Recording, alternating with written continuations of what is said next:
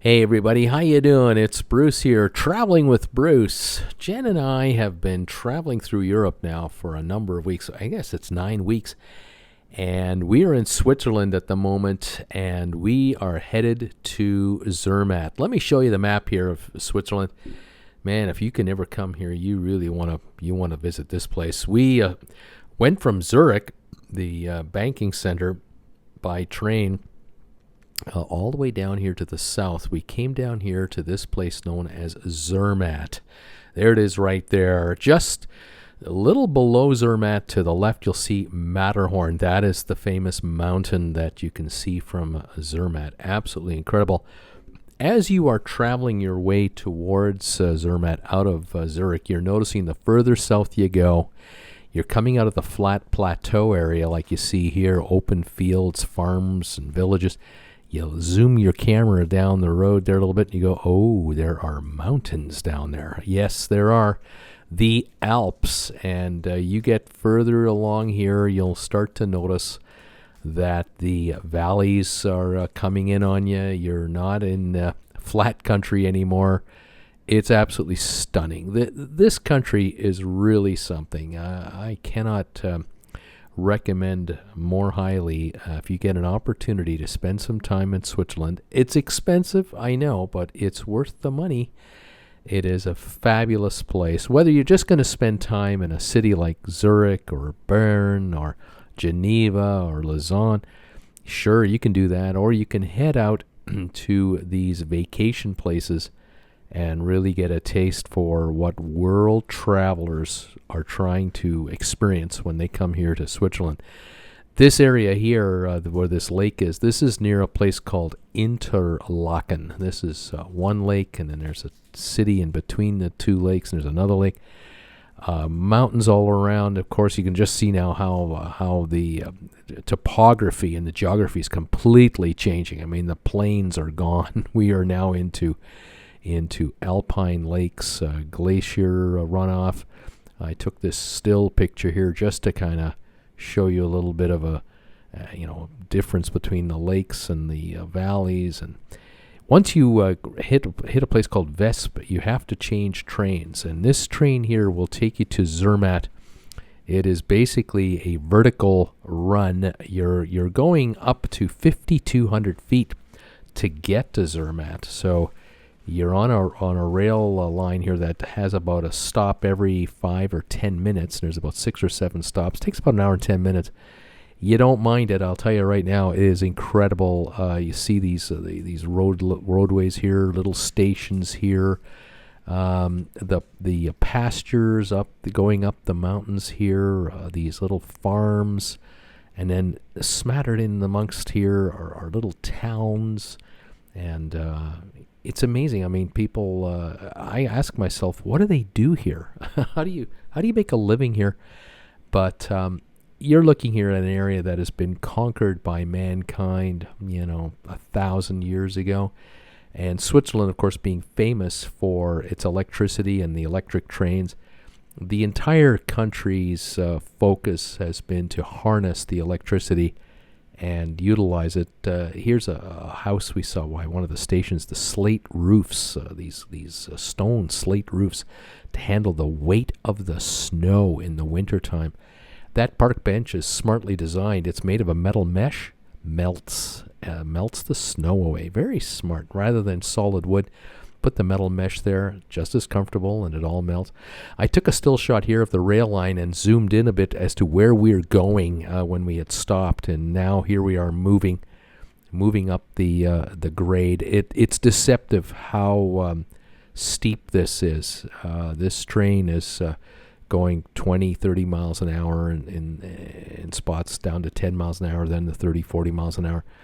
But the geography here is amazing, and you notice now that we're in a gorge. I mean, just looking over the edge here, I'm trying my best to catch some of the homes that are tucked in these hills and mountain ranges. It is just amazing. These tiny little villages that are here, absolutely gorgeous. Tourism, of course, is a big draw. Skiing is a big draw. Obviously, hiking, biking, everything. If you're an active person, You're going to love it here. Boy, do we see a lot of young kids with the backpacks for sure. We do see families as well here.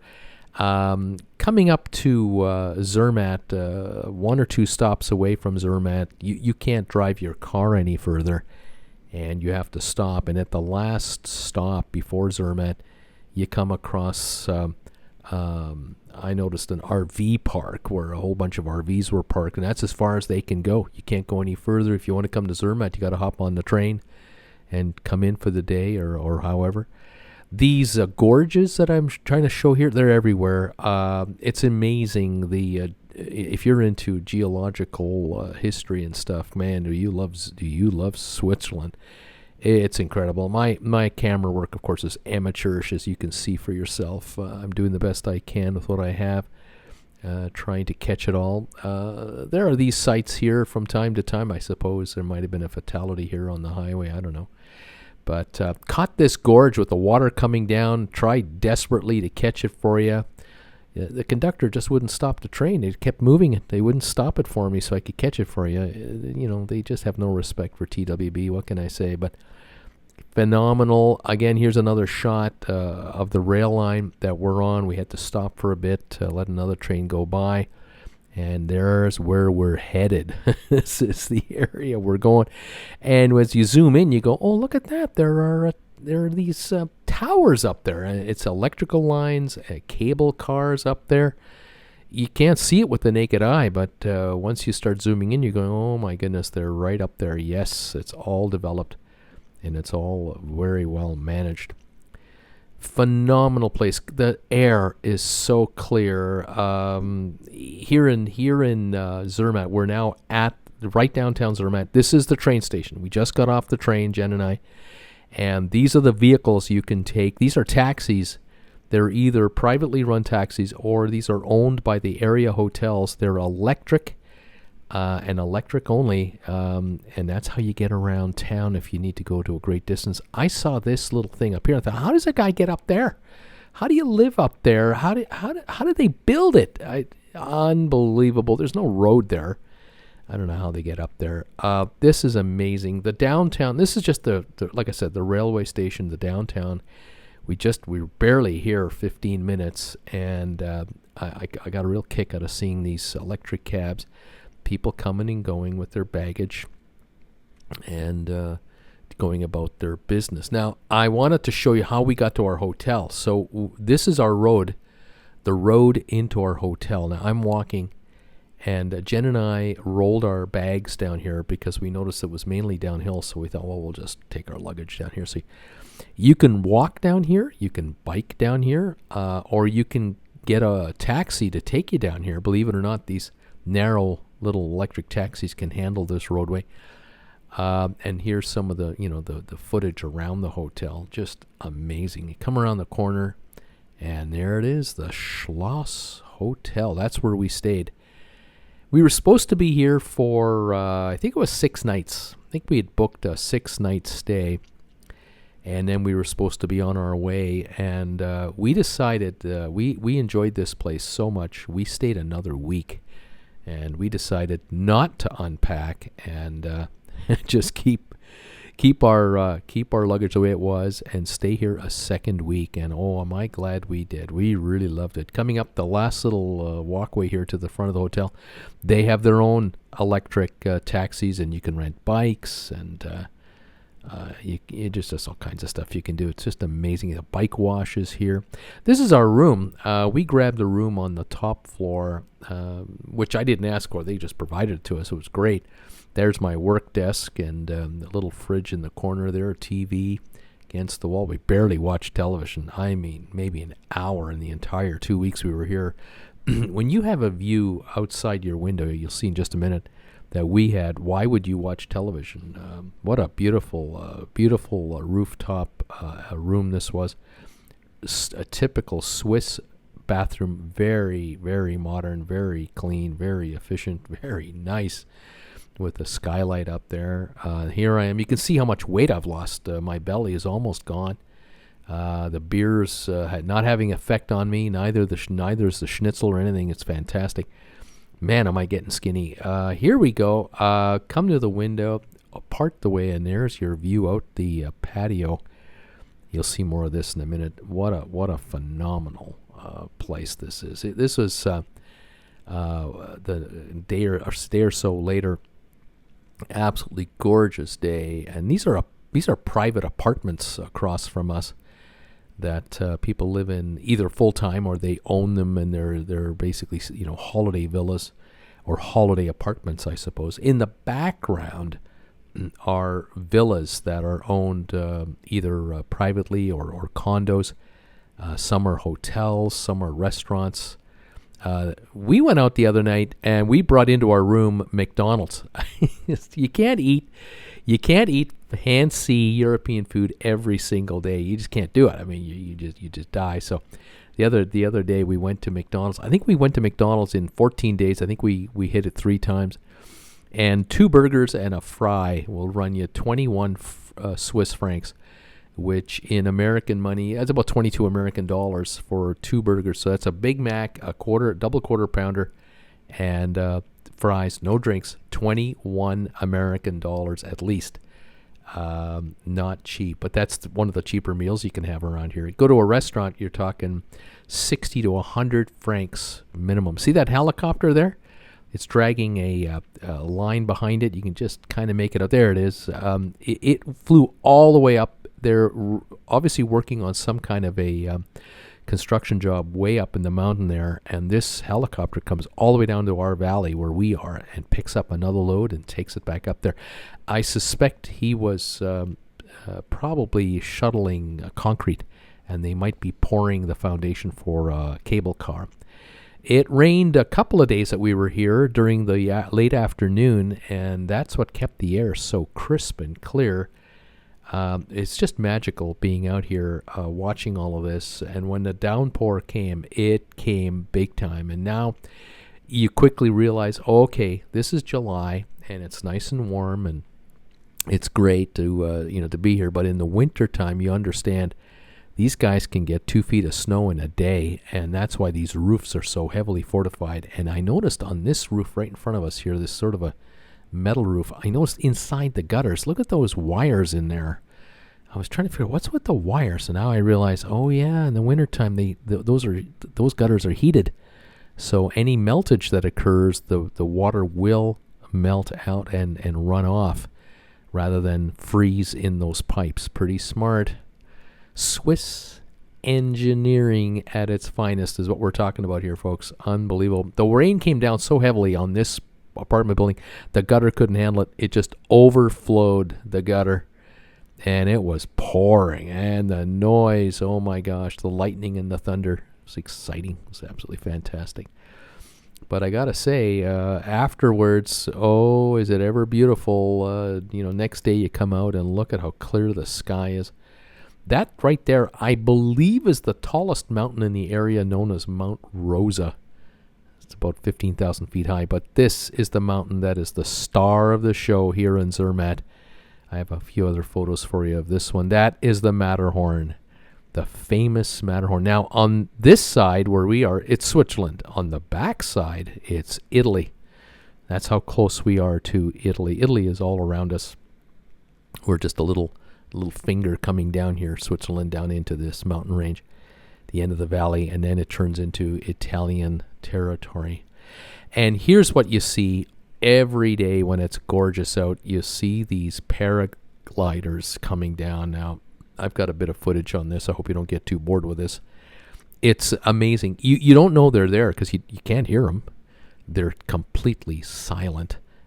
This particular paraglider is coming in for a landing, but he's way too high, way too high. He's going to have to start dropping elevation. So he's coming along the end of the valley where we are here, and he's just going to go back and forth, and you'll see him a little more here. And what he'll start to do is he'll start to do circles. And Jen said to me, you should go up here. You should get one of those 2-man paragliders. You'd really like it. I said, I don't think so. That's, I believe, a 2-person glider right there. And here we go. Here's how you bring it down. You do a series of these loop turns. And I'm thinking, oh yeah.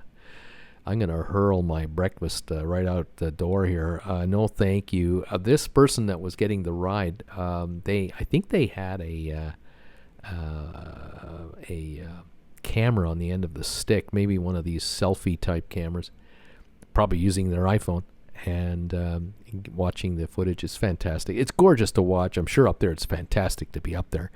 And some of these guys are climbing in elevation with the thermals. It is absolutely incredible. But this guy here, he's definitely working his way down now. He's purposely staying over and above the landing zone, and he's now purposely losing elevation to come down, because there is a place here, a couple places where you can rent these, and I think you pay by the minute that you have it. So he probably had to be down on the ground by a certain point in time.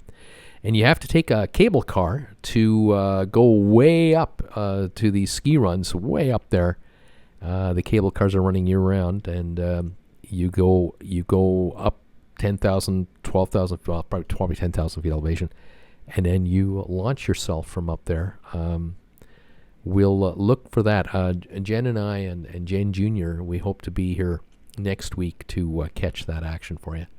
But this is how they come down as they're just rolling along. You cannot hear them. There's no engine on these. They don't have propellers on the back or anything like that. These aren't like ultralights. These gliders can only stay aloft because of the thermals and forward momentum and the skill of the pilot. But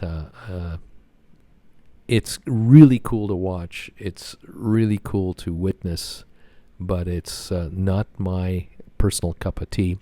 Here we are in downtown Zermatt again at the rail station, right near the railway station, and there is the Matterhorn, the Matterhorn in its glory. It's sunset here. The sun is set already on Zermatt, the town itself, but there's the mountain.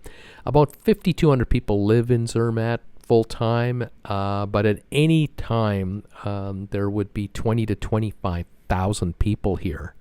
And on a gorgeous day like this is another day here, beautiful sunny morning.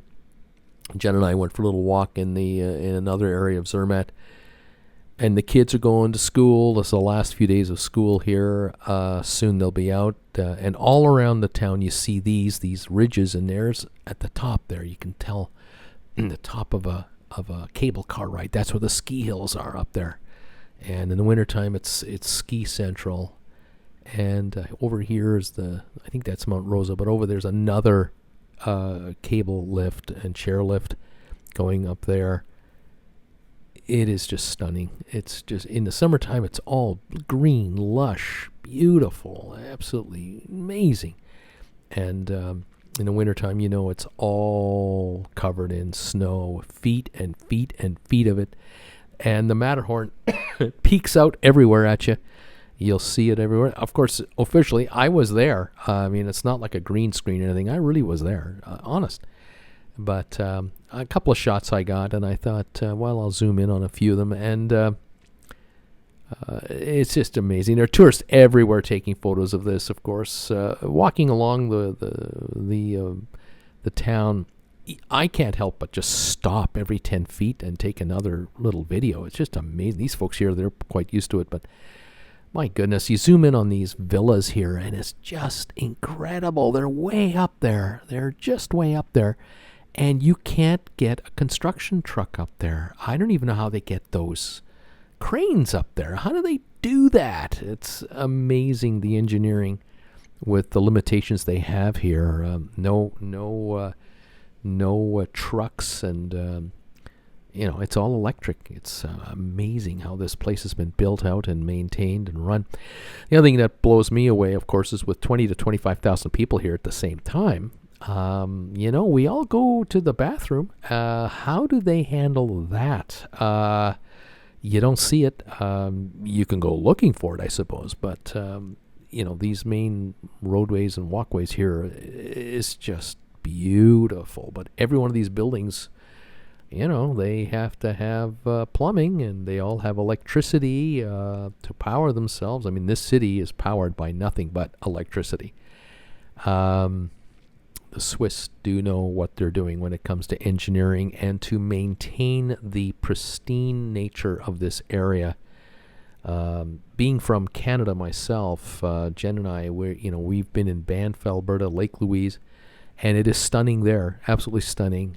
By the way, check out those paragliders up there. Look at those guys up there near the mountain. It's amazing. But I got to tell you, Banff, Alberta, car central. I mean, vehicles everywhere. They got parking garages everywhere, buses everywhere, diesel fumes and trucks. Not here. This place with 25,000 people here all the time. Silent, clear air. Really a treat to be here. I tell people, like people say to me, oh, where have you been in Switzerland? I'll say, oh, we just came back from Zermatt. And they go, oh my God, Zermatt. The other night we tried to save a few bucks, and I went to the grocery store and I bought this instant noodle stuff and this snack from Nor's. Each of those costs three francs, so about about $4 each, just to put hot water in them. This is a time-lapse photography I tried to take where the mountains disappear. A rainstorm came in, and it just poured, and the clouds came and went, and then the mountains reappeared at the end of this little segment, and then the sun came out, and it was just phenomenal. This is so cool. This took all about 40 minutes from pure sunshine to a raging storm back to sunshine with the clouds just moving along. It was really neat to experience that. Here's a shepherd with some sheep. Check it out. Look at this. Zoom in right there. It's hard. They're not everywhere, but every once in a while you'll see this. At least this one with his flock of sheep, hired by the locals to clear out grass and stuff. And it's just no one pays attention to it. I can't believe it. I find it pretty cool. Here's another shot of the Matterhorn on a day where on the one side it's clear, on the other side the clouds are lingering. And there's a glider up there getting a real cool view of that whole area up there. Just magnificent. I cannot speak highly enough. If you get the chance to go to Zermatt, whether it's winter, spring, summer, or fall, you'll probably really enjoy it. Our hotel had a spa, steam room, had an indoor pool. We were really looked after. Pampered. This is another resort hotel here. You look at this place and you just say to yourself, is this real? Or is this a painting? Or are we just in Disney World? Like, this is all fake, right? This can't be. Look at that perfect fence and the perfect landscaping behind there. That can't be real, can it? But yeah, it's real. It's amazing. It's really Switzerland is what it is.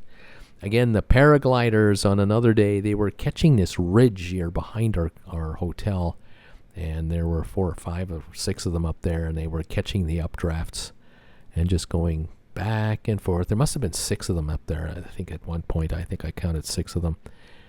And way up there, they have to be up there about 10, 12,000 feet up. It's cool up there in the middle of summer. And here's the river. It's a glacier runoff that runs right through town. Of course, over the hundreds of years that this town has been up and running since the 1800s, they have now obviously fortified the river so that the water is controlled and it doesn't cause massive flooding problems or anything like that.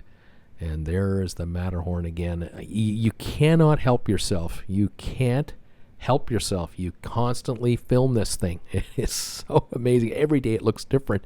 It's never the same. Every day it's different. And I would wonder in the past when people used rolls of film, how many rolls of film were used to shoot the Matterhorn. And here we are finishing this video up with a couple more paragliders. And there's a cable car to the left you'll see in a minute. There's some power lines there, way up there. Those guys aren't near them, but when I pan over towards the left here in just a second, you'll see the very top of a cable car station up there. It's amazing. Ego skiing on the other side of that. Beautiful thing. We'll be doing another video about Zermatt. I will be bringing you video about going up there, taking a cable car ride, and riding a train up there. And I look forward to bringing that to you in the next few days. Join us shortly when we return back to Canada for regular scheduled programming again. I look forward to seeing all of you folks every Monday night live, if you're a member of this channel, for the member hangout, and then at 8 o'clock for the big show.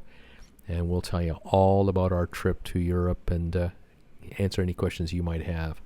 But thank you, everybody, for joining us today. Have a great one. We'll talk to you real soon. Take care, everybody. Bye for now.